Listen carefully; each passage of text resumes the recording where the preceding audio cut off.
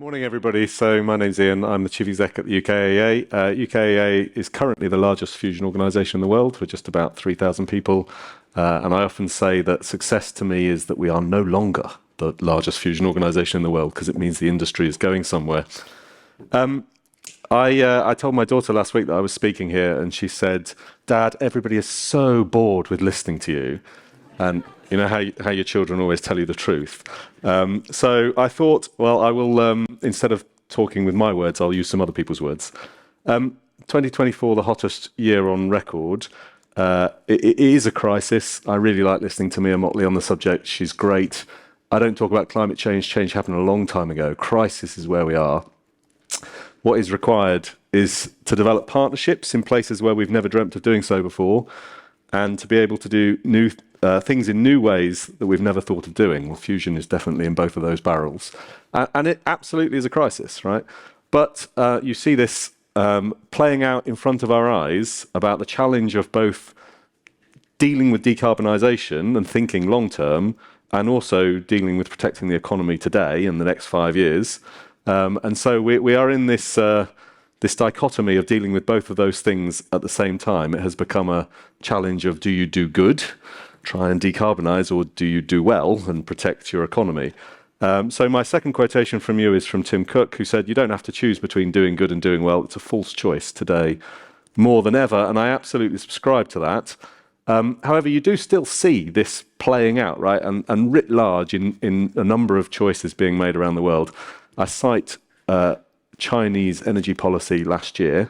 They brought online 350 gigawatts of renewables, which is just astonishing. It's like nearly 5 times as much as Europe did in the same period of time.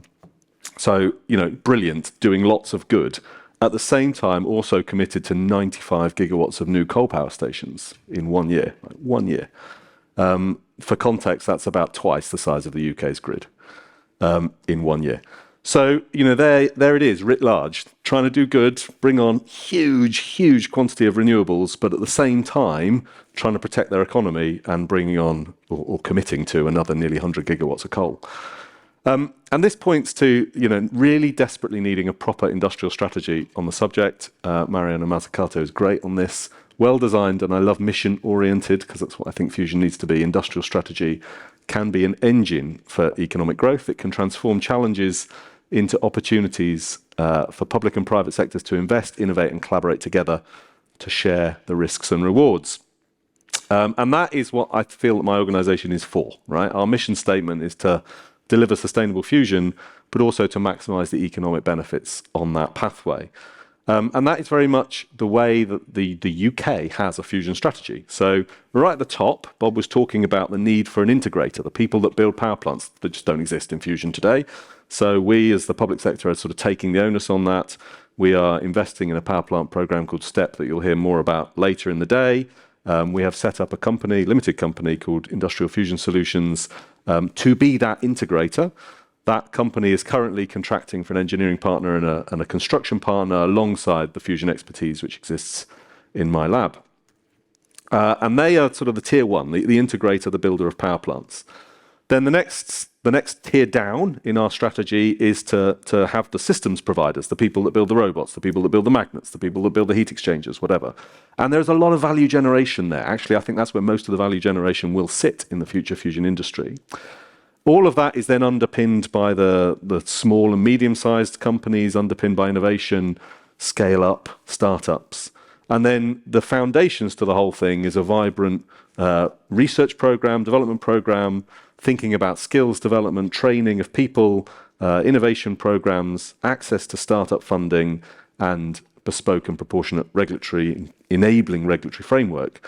And I'm pleased to say the UK actually does do all of those things. So it is a proper mission-oriented industrial strategy. The whole thing is put together. But I must say, industrial strategies do often fail. I love these words of wisdom from one of our former Secretaries of State for Industry quite a while ago. I also love the fact that this is not time-bound.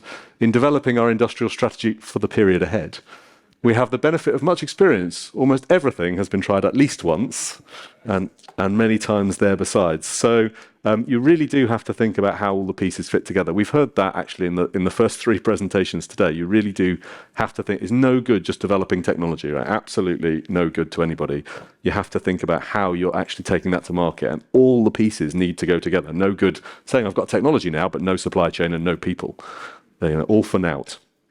So you really must have a coherent strategy, and coming back to that Tim Cook quote, you must do good and do well, right? If you cannot generate revenues, if you cannot show a pathway to commercial viability, again, all for naught. I really like this quotation from Walter Marshall, who used to run basically all electricity generation in this country. He said, "There will come a time when we sustain a fusion reaction." Yep, we've done that. "Then we will get as much energy from the fusion reactor as we put in." Heard from Kim this morning that we've done that. "However, there'll never come a time when we get as much money out as we put in." I mean, it's slightly glib, right? But I really do think this is a super important quotation for the community. It is challenging us in two ways. Firstly, that we must have a pathway to commercial viability where we're in the energy market, right? Fusion has to exist in the energy market. It has to be sustainable. It has to stand alone and be competitive on cost, or nobody will buy it. I mean, almost the worst thing you can do as a tech company is develop a product that nobody wants. And I'm afraid to say that 99% of the people working in fusion are focused on developing a product that works. Who cares, right? You need a product that works that people will buy. I mean, frankly speaking, we are in nuclear to some extent. There are lots and lots of designs of nuclear fission plants that work, but have never been built because nobody will buy them. But we're pretty confident they would work. Let's really hope fusion doesn't get into that place. So super, super important to keep investors on that journey, that not only do we have a commercial pathway, that we actually can see a way that we can get to cost competitive, but also that we make some money in the near term, right? You must be revenue generating. You must actually generate some returns to your investors, or they will not stay on a pretty arduous, pretty long, and frankly, very capitally intensive journey. So you really must generate some benefits. And Bob already touched on magnets, but there are lots and lots of things in our space: robotics, microwaves, magnets, amplifiers, materials, actually computing, various simulation tools that we use, which can generate commercial revenue today, not in 20 years' time, but today, and significant revenue. So you really must show benefits. Just a few things in the UK that have happened in actually the last 8 weeks. So just to give you examples of that, just last week, the UK government announced that they're going to be a cornerstone in a new fund aimed specifically at fusion companies in the UK, called StarMaker One. And that fund is investing in companies who are producing things which are necessary for fusion, but also have spillover benefits into adjacent sectors. So that will help companies to scale. Great. Then we need people that build product, that build systems. Well, UKAEA, about a month ago, announced a partnership with Eni, Italian oil and gas company, to develop a tritium plant, to build what will be the largest tritium research facility in the world. And that will lead on towards the capability of building tritium plants for all fusion designs, right? So Ross was talking about being agnostic, having lots of horses. They're likely to all need fuel plants. And we also announced recently that we are attracting partners to work with us to develop an AI growth zone at one of our sites. So this is taking something that fusion needs and spilling it over into other sectors as well. And all of that's the last sort of 8 weeks, all very symbiotic. Right, I'm going to finish with a few words sort of about myself. Totally self-indulgent, I'm afraid. For those of you that don't know, I'm leaving Fusion. I've been doing it for a half-life. I'm leaving Fusion to go and run the UK Research and Innovation Organisation in 3 months' time. And it's quite a hard thing for me to do. I've sort of committed a lot of my life to Fusion. I'll give you this quotation from Morrissey. And it really does feel like a half-life. Anyway, I feel great pride at the UK programme. It is genuinely an holistic programme. We've gone from sort of running jet. We were known for operating the largest tokamak facility in the world, the one that could run with deuterium and tritium. We now have lots of centres of excellence which span from robotics to magnetics to materials to plasmas to how we integrate the whole thing together, computing, tritium. and the technologies that need to go around the outside of the machine. We have programs in skills and regulation, and first and foremost, we have a power plant program, right? We are actually going to build a thing which puts net electricity onto the grid. We have a site, we have a company. We're really getting on with it. So I'm really very proud of that, but I now go to being like, I think 90% of this room, to not being the people really responsible for delivering the technology, but to being one of the supporters. Another personal anecdote about the power of supporters, because you are all supporters, right? Otherwise you wouldn't be here. About 20 years ago, in fact, almost 20 years ago to the month, I'm a football fan. I was watching my team play in the European Cup final in Turkey. At half-time, we were 3-0 down. And it was going very badly. Players walked off extremely despondent on the end of a round beating, and we were all sort of going to go home. Somehow, amazingly, there was this collective acknowledgement between the 30,000 fans that now was not the time to go and get a beer or go and get a snack. It was the time to stay in the stand and to chant and to sing, right? And to a man, the players afterwards said they could hear the singing, they could hear the support while they were in the locker room at half-time, and it sort of galvanised them, and they came out and won the match. To contextualise that, I asked ChatGPT this morning, how often do you win from being 3-0 down in a football match? 1% of the time, right? So extremely unlikely, 3-0 down at half-time, but still won. And my half-life infusion tells me that most of the time it feels like being 3-0 down at half-time, right? It feels impossible, but you do have a 1% chance of getting there, right? It feels like there are just so many technical problems, let alone all the other ecosystem problems that you have to face. So God knows the people that are developing fusion need supporters. Ross asked, what's your wheelhouse, right? So this is funders, energy companies, utilities, government policy people. You know, I go back to Mia Motley. This is a crisis. What are we doing in crisis mode? Well, Tim Cook, do good and do well. And Walter Marshall, focus on how you're going to make money out of it, how you're actually going to commercialise it.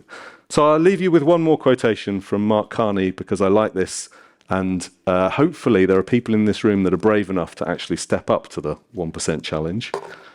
Companies and those who invest in them, those that lend to them, who are part of the solution will be rewarded. So you will be rewarded by history. Those who are lagging behind and are still part of the problem will be punished. Make your choice, folks. Thank you.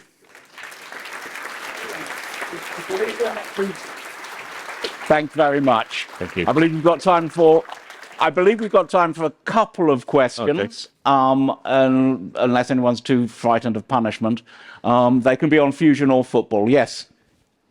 Preferably football.